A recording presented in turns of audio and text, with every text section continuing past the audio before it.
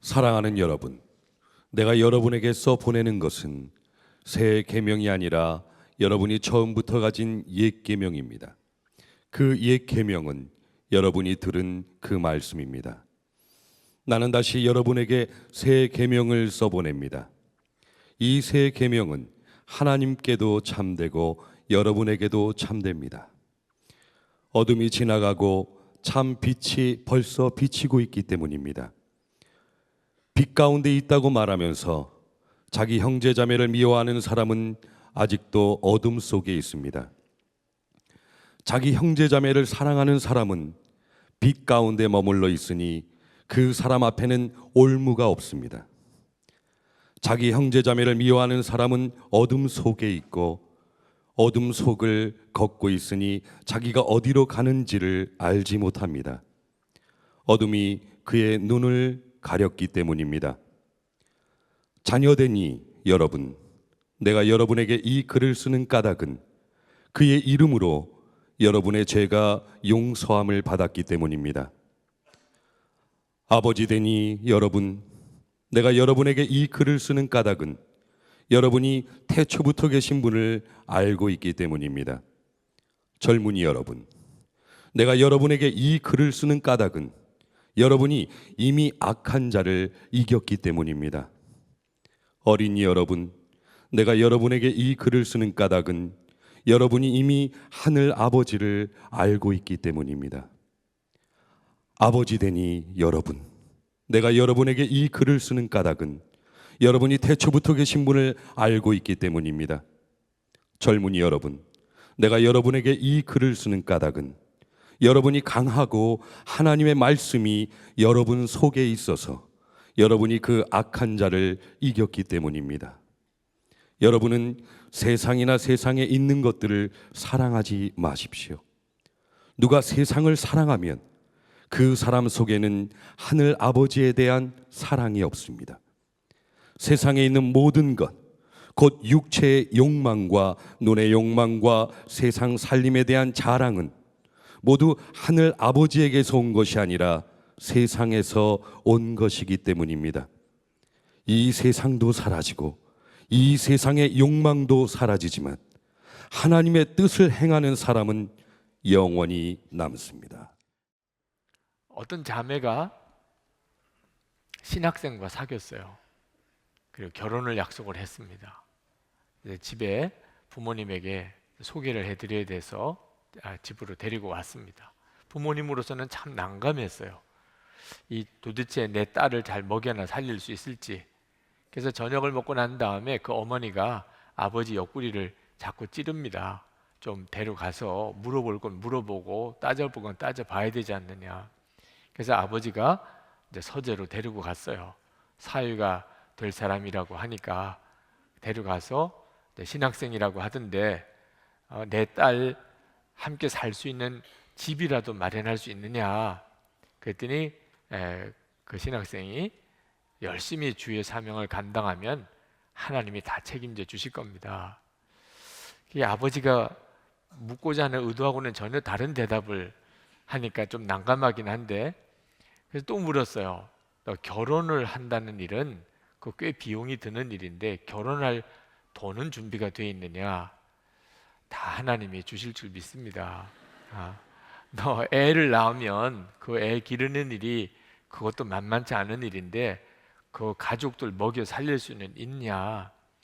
저는 열심히 주의 일하면 하나님이 다 주실 줄 믿습니다. 뭘 질문해도 다 하나님이 주실 줄 믿는다 그러고, 그러니 아버지도 나중에는 질문하다가 그만 포기하고 나왔어요. 어머니가 아버지한테 가서 뭐라고 그러더냐, 도대체 딸 맡겨도 되겠느냐. 그러니까 그 아버지가 이 도무지 직업도 없는 것 같고 돈도 없는 것 같고 이 정말 딸 맡기기에는 너무 난감한 사람인데, 한 가지 긍정적인 것은 그 친구가 나를 하나님으로 생각하는 것 같아.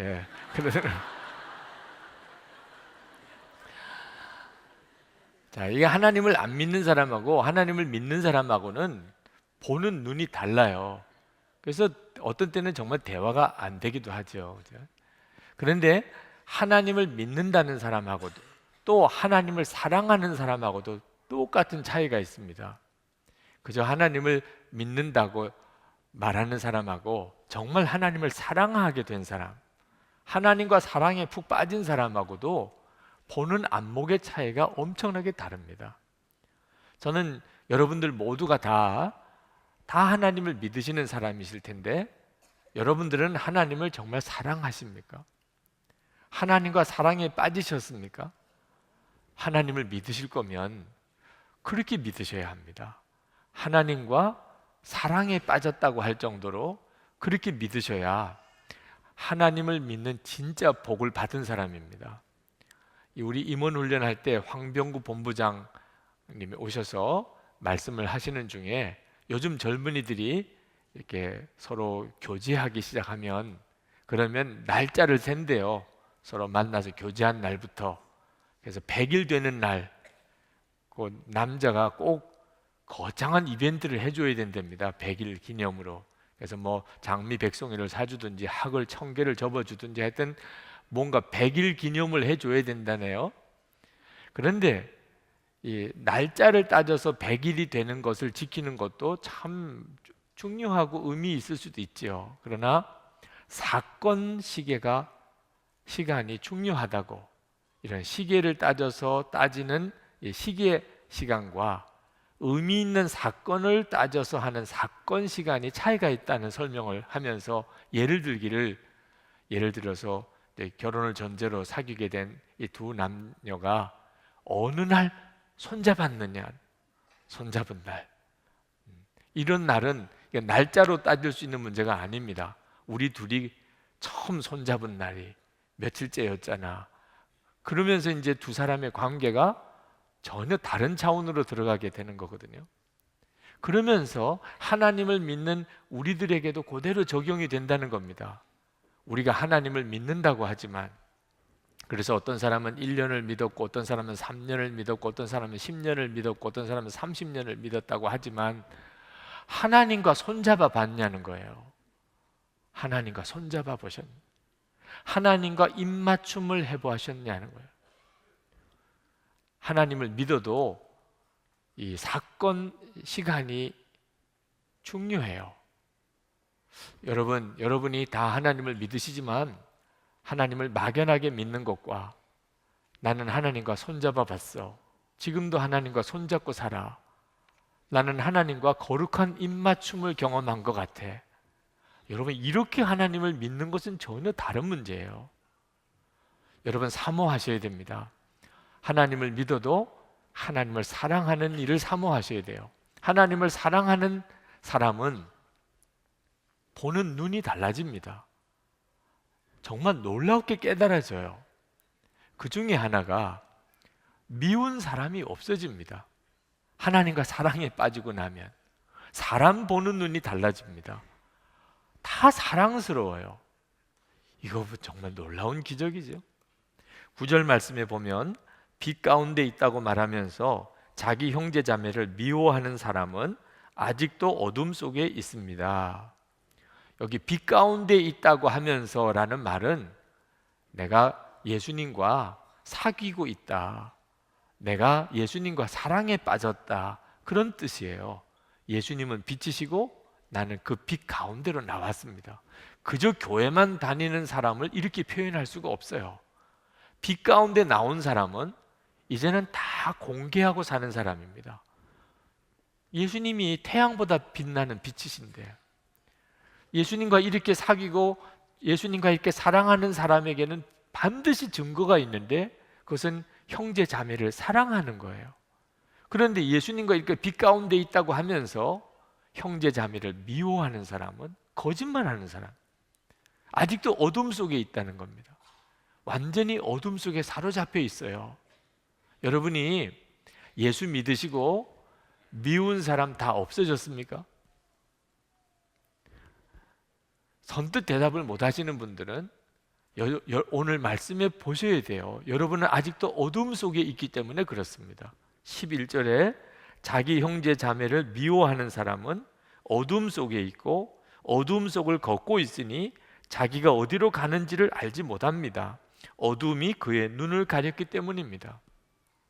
여러분, 앞이 안 보이는 그런 일이 벌어지면 얼마나 당황스럽고 두려우세요. 갑자기 아무것도 안 보이면. 여러분이 아직도 마음에 미운 사람이 있다면 그 영적으로는 똑같단 말입니다. 여러분이 그 일을 심각하게 생각하셔야 돼요. 내가 예수를 믿었는데 여전히 미운 사람이 있다. 그러면 주님과의 관계가 심각한 문제가 생겨 있는 겁니다. 여러분은 누군가가 여러분의 눈을 가리고 있는 거예요. 완전히 어둠 속에 사로잡혀 있는 겁니다. 누가 그랬겠어요? 마귀지요. 고린도후서 4장 4절에 그 중에 이 세상의 신이 믿지 아니하는 자들의 마음을 혼미하게 하여 그리스도의 영광의 복음의 광채가 비추지 못하게 함이니 그리스도는 하나님의 형상이니라. 여러분, 마귀가 예수를 믿고 구원받았다는 우리도 이렇게 영적인 눈을 가려버려서 완전히 우리를 어둠 속에 묶어둡니다. 그 사람의 특징이 미운 사람이 있는 거예요. 그는 똑똑하게 사는 것 같아도 지금 앞을 보지 못하는 사람이 정신없이 앞을 가고 있는 것과 똑같은 형국입니다. 그렇게 사니 문제가 계속 많아지는 겁니다. 삶 속에서. 여러분, 오늘 이 말씀이 불편하신 분이 있으실 거예요. 마음에 미운 사람이 여전히 있는 사람, 그걸 풀고 싶지 않아요. 그 사람 미워하는 것을 내가 거두고 싶지 않아요. 그런 사람은 할 말이 있으실 거예요. 미운 짓 하는데 어떡하냐 말이에요. 우리가 누구를 괜히 미워합니까? 미운 짓을 하니까, 미운 일을 하고 있으니까 미워지는 거잖아요. 그런데 어떻게 하냐 말입니다. 여러분, 오늘 말씀을 있는 그대로 보셔야 돼요. 다른 아무 이야기 없이 그저 미워하는 사람이라고 그랬어요. 형제자매를 미워하는 자. 어떤 이유든지 간에, 그 사람이 어떤 일을 했든지 간에 내가 그를 미워하고 있다면, 그렇다면 오늘 말씀 앞에서 여러분을 돌아보셔야 됩니다. 물론 아주 미운 짓 하는 것도 문제지요. 아니, 오죽하면 사람이 미워하겠어요? 그러니 미운 짓 하지 말아야 되고 미운 짓 하는 사람이 문제긴 합니다. 그러나 미움이라는 것 자체도 심각한 문제가 있습니다. 이 미움은 미움의 영의 역사예요. 절대로 주님의 역사가 아닙니다. 성령의 역사가 아닙니다. 여러분 속에 누구를 미워하는 마음이 일어날 때 그 사람이 잘못한 것과 전혀 별개 문제입니다. 미움의 영이 여러분을 사로잡으려고 하고 있는 거예요. 그러므로 여러분이 미움의 영에 사로잡히면 안 됩니다. 그러면 완전히 어둠 속에 들어가서 앞 못 보고 사는 것과 똑같은 인생을 삽니다. 성경에 보면 선으로 악을 이기라고 그랬어요. 악은 반드시 바로 잡아야 하죠. 하나님의 뜻입니다. 그러나 선으로 악을 이기라는, 악을 이기려고, 악과 싸우려고 나도 악해지면 완전히 마귀에게 당하는 거죠. 그 사람 그냥 내버려 두라는 뜻인데 그거 큰일 날 텐데. 여러분, 걱정도 팔자예요. 네. 진짜 걱정할 것은요, 미워하는 자신이 걱정이에요. 미워하는 자신이. 여러분, 미워해서 문제를 해결해 본 적이 있습니까? 화내서 문제가 해결된 적이 있습니까? 이번에 임원훈련에 오신 조윤산 목사님께서 교인들이 그렇게 싸우길래 왜 싸우나 하고 가서 물어봤더니 다 잘해보려고 싸운다는 거예요. 목사님, 너무 그 점에 대해서 신경 쓰지 마세요. 다 잘해보자는 거 아닙니까? 그래서 실제로 가만히 살펴보니까 정말 잘해보자고 싸우더래요. 교회 안에 교인들이. 잘못되자고 싸우는 사람은 한 사람도 없더래요. 그래서 그때부터 말했대요. 우리 잘하지 맙시다. 잘하지 맙시다. 잘하려고 싸우려면 잘하지 말자. 그냥 보통만 하자. 보통만. 잘하려고 싸울 바에야 그냥 보통만 하고 싸우지 않는 게 낫겠다. 그래서 우리 잘하지 말자고 그랬대요. 그런데 지금 그렇게 교회가 부흥이 됐대요. 그러니까 미련한 것이 뭐냐면 잘하자고 싸우는 게 미련한 겁니다. 싸우게 됐다면 벌써 잘못한 거예요. 속으면 안 됩니다. 여러분 중에 아직도 마음에 미운 사람의 문제가 지금 이렇게 막 일어나서 힘들어 하시는 분, 이게 정말 미운데 어떡하나, 그분을 위하여 요한 사도가 또 말씀하세요. 12절에 말씀하십니다. 자녀된 이 여러분, 내가 여러분에게 이 글을 쓰는 까닭은 그의 이름으로 여러분의 죄가 용서함을 받았기 때문입니다. 여러분, 우리가 예수를 믿는 사람은 미운 사람이 생길 때 십자가를 바라볼 수 있어야 합니다. 우리가 어떤 사람입니까? 정말 지옥에 갈 수밖에 없는 사람. 그러니 하나님의 눈에 보기에 우리가 얼마나 미운 사람입니까? 하여튼 죄는 골라서 하고 마음 심보는 어쩌면 그렇게 더러운가 말입니다. 만약에 정말 미워할 분이 있다면 하나님밖에 없지요. 화를 낼 자격이 있는 분이 있다면 하나님밖에 없으시죠. 그런데 하나님은 어떻게 하셨어요? 그런 우리를 위하여 당신의 독생자를 주시고, 예수님은 우리 위해 십자가 달려 죽으시고, 그리고 우리 마음에 성령 하나님이 와 계세요. 그 성령 하나님과 우리가 동행해 살면서 어떻게 다른 사람을 미워할 수 있냐 말입니다. 그 성령 하나님을 모르니까, 하나님의 사랑을 실제로 본인이 안 믿는 거니까, 하나님과 사랑에 빠지지 않았으니까, 그러니까 미운 사람이 미운 거죠. 요한 사도가 13절 14절에서 여러 번 내가 여러분에게 이 글을 쓰는 까닭은 이라고 계속 반복합니다. 요한 사도 마음이 얼마나 답답한가를 말해주는 거예요. 내가 이 글을 여러분에게 쓰는 까닭은 여러분이 죄사함을 받았기 때문이고, 여러분은 창세 때부터 살아계신 하나님을 알게 된 사람이고, 여러분은 이제 마귀를 이긴 사람이에요. 이게 우리 인생의 문제의 원인과 해결입니다. 여러분, 왜 인생의 문제가 이렇게 복잡하죠? 왜 우리가 살기가 이렇게 어렵지요? 세 가지 이유 때문이에요. 우리가 죄를 짓고 죄값을 치르는 것, 하나님과 관계가 끊어져서 하나님의 복을 받지 못해요. 완전히 마귀에게 종노릇하고 사는 거예요. 죄 짓고 난 다음부터 연속으로 이어진 겁니다. 죄 지어서 하나님과 관계가 끊어지고 마귀 종노릇하고 사는 것이 우리 인생 가운데 수많은 문제들이 다 원인이 거기에 있습니다. 예수를 믿으면 왜 구원받는다고 그러죠? 우리 죄가 해결받고 용서받았으니 하나님과 관계가 회복이 됐죠. 하나님과 사귐이 있죠. 그리고 마귀를 이겼습니다. 그러니 우리 인생의 문제가 이제 풀어지게 되는 겁니다. 이런 엄청난 은혜와 사랑을 우리가 받았어요. 그리고 그 주 예수님과 우리가 사랑에 빠졌습니다. 그러면 사람이 다 달리 보여요. 미움이 없어지는 기적이 일어납니다. 시편 37편을 묵상하던 어느 목사님께서 참 은혜로운 간증을 쓰셨더라고요. 시편 37편 1절에 이런 구절이 나옵니다. 악을 행하는 자들 때문에 불평하지 말며 불의를 행하는 자들을 시기하지 말지어다. 그럼 어떻게 되느냐? 10절에 보면 잠시 후에는 악인이 없어지리니 내가 그것을 자세히 살필지라도 없으리로다.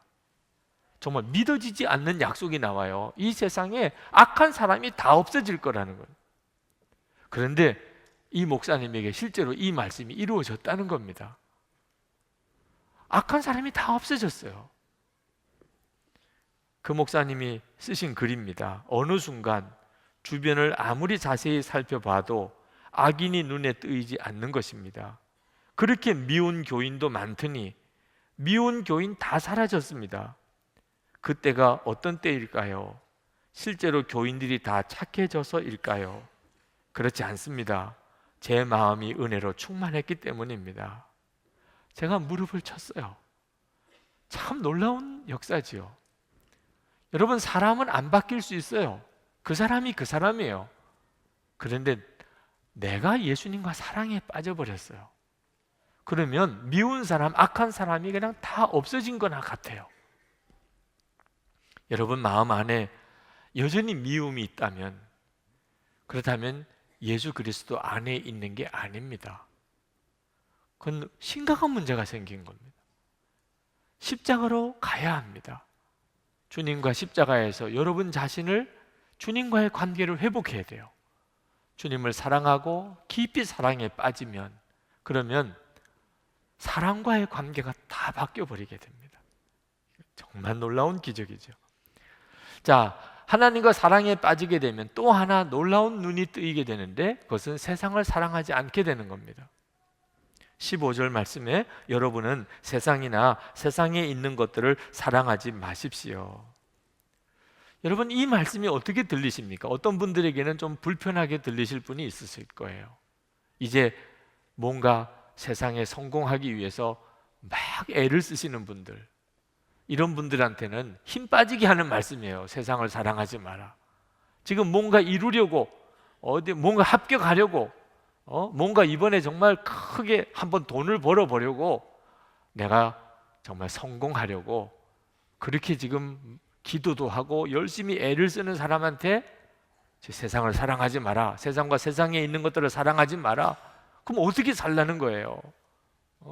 그냥 염세주의적으로, 그렇게 소극적으로, 그냥 현실 세계에서 도피해서 현실 도피자로 그렇게 살라는 말입니까? 예수 믿으면 다 세상에 대해서는 이렇게 살아야 돼요? 뭐 이렇게 생각하시는 분도 있으실 거예요. 어떤 자매에게 남자는 다 늑대야, 형제들에게는 여자는 다 여우야, 이런 말은 좀 참 곤란한 이야기잖아요. 그죠? 그러면 결혼을 어떻게 해요? 늑대랑 해요? 여우랑 해요? 조심하라는 뜻이긴 하지만 이런 식으로 말하는 것은 너무 좀 문제가 많은 식의 표현 아닐까라는 분들도 있으실 겁니다. 그런데 그런 생각을 하시는 분들은 이유가 딱 하나예요. 아직도 진짜 사랑을 발견 못해서 그런 겁니다. 예수님과 사랑에 빠지는 이 은혜를 아직도 누리지 못하니까, 그러니까 세상이라도 사랑해야죠. 사람이 뭔가 사랑하는 힘으로 사는 건데, 살려면 뭔가 마음속을 움직이는 불 같은 게 있어야 되잖아요. 하고 싶은 거 있어야 되잖아요. 열정이 일어나야 사는 거 아니겠어요? 사람은 사랑해야 하는 것이거든요. 그런데 주님과 사랑에 빠지지 않은 사람은 세상 사랑하지 말라, 불가능한 일입니다. 세상 사랑하지 않으면서 어떻게 이 세상을 살아요? 하다못해 돈 버는 재미라도 있어야 되잖아요. 뭔가 세상에 즐기는 오락이라도 뭐가 있어야 되잖아요. 그러니까 게임도 빠지는 거잖아요. 그러나 여러분, 사랑하는 사람에게는 문제는 달리 보입니다. 자, 지금 결혼식을 하는 신부에게 이제 당신은 다른 사람을 사랑하지 마세요. 다른 남자에게 눈을 주지 마세요. 그건 너무나 당연한 이야기죠. 이제 결혼하는 신랑에게 이제는 당신에게는 다른 여자란 없습니다. 당신은 오직 한 여자, 아내에게만 당신의 모든 사랑을 주어야 됩니다. 너무나 당연한 이야기죠. 그 이야기에 대해서 부담된다, 지나치다고 할 사람이 어디 있어요? 여러분, 노아가 자기 자녀들에게 세상을 사랑하지 마라, 당연한 이야기죠. 여러분, 소돔과 고모라에 있던 롯이 아내와 딸들에게 소돔과 고모라에 우리가 살지만 우리가 이 세상을 사랑하면 안 된다고, 당연한 이야기죠. 아내가 그 말을 귀담아 듣지 않은 바람에 뒤돌아보고 소금기둥이 됐지 않습니까? 여러분, 일제강점기 때 독립운동을 하는 분이 자녀들에게 세상을 사랑하면 안 된다, 그건 정말 새겨들어야 될 이야기죠. 우상 이단이 막 횡행하고 영적으로 대단히 혼미할 때 아무 모임이나 아무 성경 공부나 가면 안 됩니다. 정말 중요한 이야기죠. 여러분이 주님을 정말 사랑하게 되면, 그러면 세상은 정말 달리 보입니다. 세상 사랑하는 거 아니어도 내 안에는 사랑하는 주님이 계세요. 그러면 세상은 전혀 다르게 분별이 됩니다.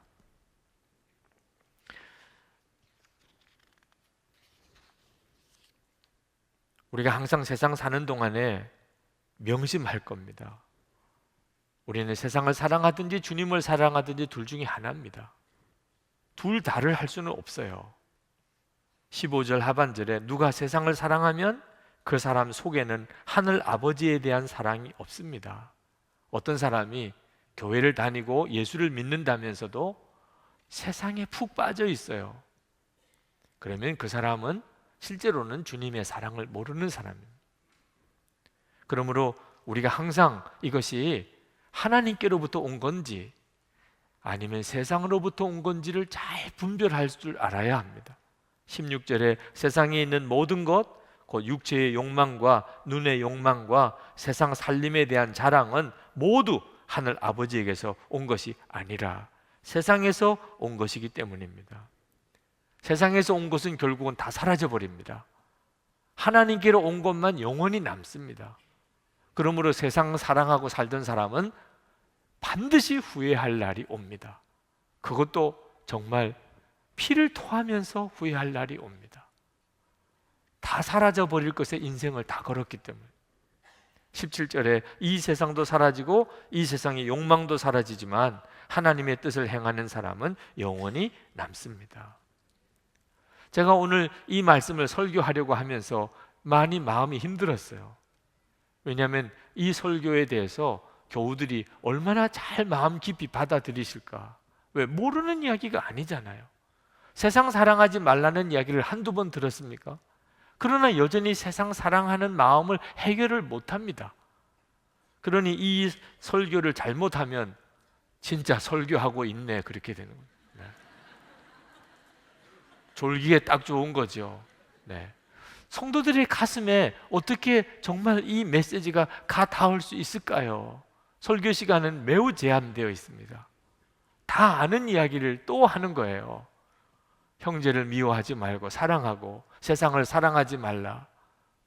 하나님께서 제 마음을 아시고 그러셨는지 지난 중국 장로님과 세미나 하러 가 있는 중에 제가 참 존경하고 사랑하는 선교사님의 글 하나를 보게 하셨어요.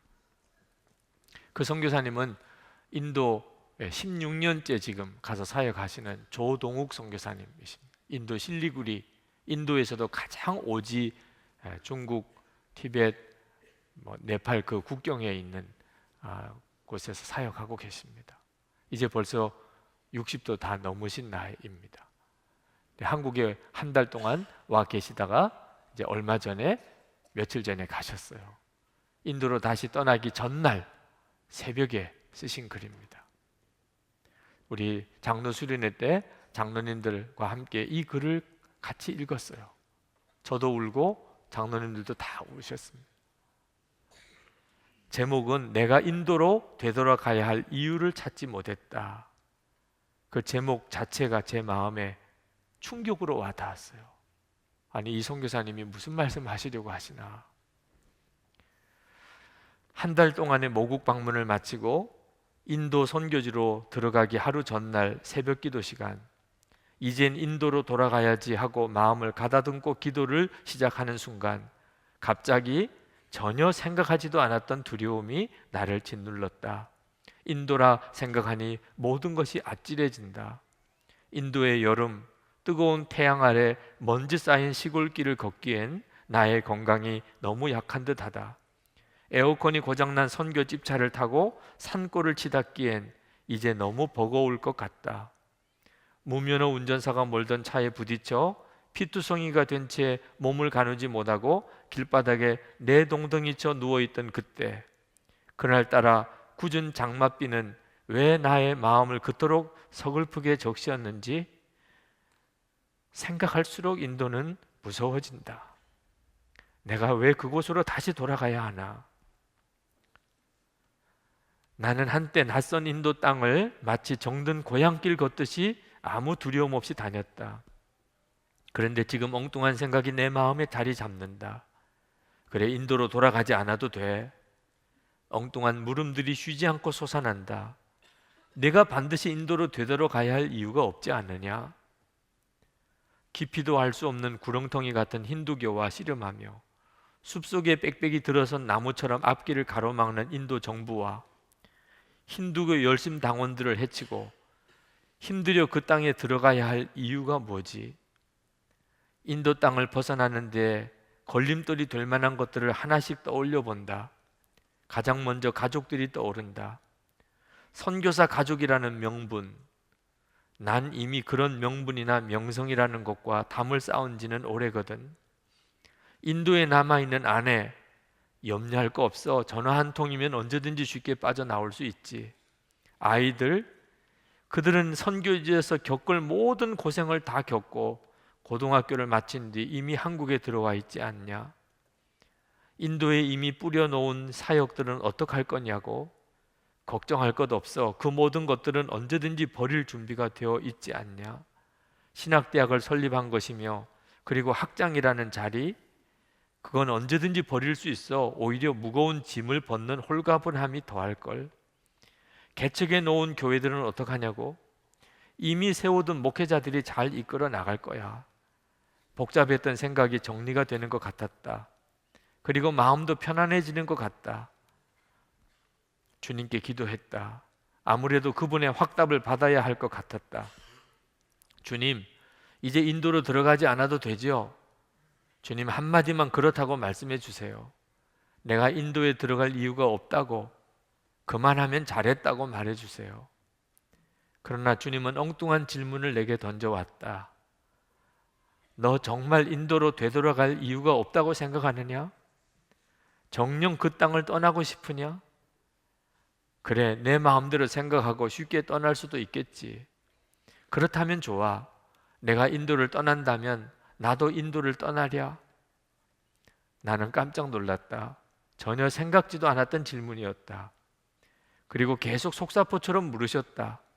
내가 인도를 떠난다 하여 나도 인도를 떠날 것 같으냐? 순간 아찔했다. 정신이 번쩍 들었다. 나는 아무 대답을 할 수가 없었다. 예수님이 인도를 포기하지 아니하심을 알았다. 그런데 내가 인도를 포기한다고? 생각이 여기에 다다르자 나는 큰 목소리로 부르짖었다.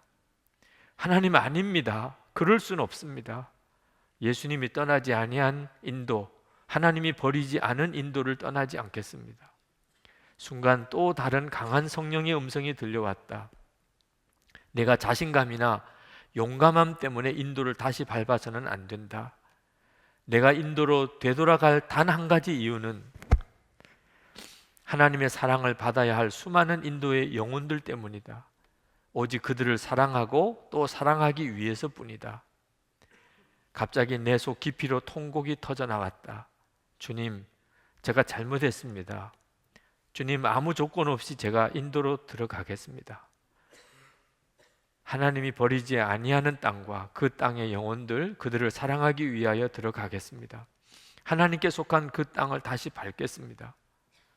나는 예수님을 처음 나의 주님으로 모시고 감격하여 황소 같은 목소리로 기도하며 뜨거운 눈물로 교회 마룻바닥을 적시던 그 기도를 다시 올릴 수 있었다. 60이 넘으신 그 몸도 여러 가지로 약해지신 선교사님이 다시 선교지로 돌아가는 그 심정을 읽으면서 여러 가지 많은 것을 깨닫게 됐어요. 우리 장로님들과 함께 울었던 것은 우리가 중국에서 수련회 마치고 이제 한국으로 돌아올 때 이제 집으로 간다. 이런 마음 가지면 이게 죄구나. 인도로 가던 선교사님의 그 심정으로 한국으로 돌아와야지. 편안한 집으로 돌아온다. 이렇게 생각한 건 이건 같은 시대의 종으로서 이건 너무나 차이가 나는 거잖아요. 그래서 함께 눈물로 기도했습니다. 우리는 선한목자교회로 돌아가고 우리 집으로 돌아가는 것이 인도로 다시 돌아가는 선교사님의 심정으로 가야 합니다. 혹시 저나 우리 장로님들을 만나면 물어보세요. 네, 그런 마음 변하지 않았는지. 정말 그렇게 왔어요. 그러나 여러분, 목사와 장로만 그렇습니까? 오늘 여러분들이 이렇게 예배를 드리고 여러분이 다시 이제 세상으로 갑니다. 거기에는 집도 있고 일가 친척도 있고 가족도 또 직장 동료도 있고 그렇습니다. 거기는 우리가 사랑할 대상이 아니고 사명지입니다. 사명지로 가는 마음을 가지고 오늘 예배드리고 여러분들이 예배당을 떠날 때 그때 그 인도로 다시 돌아가는 선교사님의 심정으로 가야 합니다. 주여, 제가 주님의 사랑으로 그들을 섬기려고 가겠습니다. 여러분 안에 그 눈이 뜨여지기를 원합니다. 지난번 일터 사역 컨퍼런스 때 그때 박종관 목사님과 토크 콘서트를 했습니다. 근데 박종관 목사님께서 그런 이야기를 하셨어요. 우리 한국 기독교인들은 열심히 참 대단해서 식당에 가서도 기도는 목숨처럼 해야 합니다. 특히 몇 사람이라 같이 모이면 반드시 누가 한 사람이 대표 식사 기도를 합니다. 주로 제가 대부분 합니다. 식사 기도를. 그런데 참 안타까운 것은 그렇게 식당에 있는 조금은 식당 주인, 거기 함께 밥 먹는 사람 다 봅니다. 저 사람들도 교인들이구나. 그랬으면 그 다음에가 중요하잖아요. 그렇게 대표 식사 기도까지 하고 다 아멘까지 다 했다면 그 다음부터 정말 예수님처럼 밥 먹어야 되잖아요. 그런데 식사 기도는 그렇게 거창하고 요란하게 다 광고하면서 해놓고 그 다음부터는 왜 그렇게 떠드냐, 그리고 왜 반찬 투정은 그렇게 하냐, 왜 종업원들한테 그렇게 야단을 치냐 말이야. 너무너무 마음이 아프더라고요. 식사 기도를 잘하신 건 참 잘한 일이죠. 어디 가서든지 우리가 예수 믿는 사람입니다, 분명하게 우리 자신을 밝히고 사는 것은 중요하지요. 그건 왜 그렇지요? 나는 죽고 예수로 살기 위해서 그런 거죠. 우리가 세상 사람들에게 복음 전할 수 있는 방법이 말로만 전하는 게 아니지 않습니까? 예수님처럼 그렇게 말하고 행동하는 것을 통해서 그들이 예수님을 알게 되는 거잖아요. 이것이 바로 우리가 세상에 살아가는 이유입니다. 우리는 세상을 사랑하지 않는다고 세상을 떠나서 안 됩니다. 세상은 우리의 사명지예요. 세상을 보는 눈을 새롭게 해야 합니다. 예수님의 눈으로 세상을 보아야 돼요. 지금 이 세상은 문제가 많습니다. 우리가 이 세상에서 그저 잘 먹고 잘 살기만을 생각하면 정말 보아야 될 것이 안 보입니다. 그런데 예수님의 눈으로 보기 시작하면 내가 어디에 가야 될지, 무엇을 해야 될지가 보입니다. 여러분에게 다시 묻습니다. 예수님을 사랑하니까 미운 사람 없어졌습니까? 예수님을 사랑하니까 이제는 세상이 사명지로 보입니까? 만약에 그렇지 않다면 예수님을 사랑하는 것이 없기 때문입니다. 예수님을 믿는다고 하지만 아직 사랑하기까지는 안 되었기 때문입니다. 오늘 주님을 사랑하는 눈이 열리게 해달라고, 그리고 사람 보는 눈, 세상 보는 눈이 열리게 해달라고 기도하셔야 됩니다. 2부 예배 끝나고 난 다음에 어느 남자 성도님 한 분이 나오셔서 저에게 아주 귓속말로 질문을 하나 하시더라고요. 어떻게 주님 사랑하게 되나요? 이렇게 물어요. 어떻게 주님 사랑하게 되나요? 그래서 24시간 주님을 바라보시라고 한 겁니다. 주님 사랑은 주님을 계속 여러분이 믿고 바라보는 것이 쌓여서 어느 순간에 사랑하게 되는 겁니다. 이 시간에 우리 같이 기도하십시다. 주님, 제 마음에 예수님은 살아계신 주님, 나와 함께 동행하시는 주님임을 분명히 바라보게 해주시고 주님 사랑하게 하소서. 주님, 제 안에 사람 보는 눈 달라지게 하시고 세상 보는 눈 변화되게 해주옵소서. 기도하겠습니다. 은혜와 사랑이 충만하신 아버지 하나님, 놀라우신 하나님의 은혜를 감사합니다. 하나님, 놀라우신 하나님의 역사를 인하여 주님을 찬양합니다. 주 예수 그리스도 살아계신 하나님의 아들이시고 오늘 저희들에게 주의 은혜를 더하여 주소서. 저의 마음과 심령 속에 주님 역사해 주소서. 하나님 말씀이 살아있는 말씀이 되어 심령이 살아나고 은혜의 눈이 뜨이게 하시고 주님을 바라보는 눈이 열리게 하여 주시옵소서. 아버지 하나님, 갈망하고 사모합니다.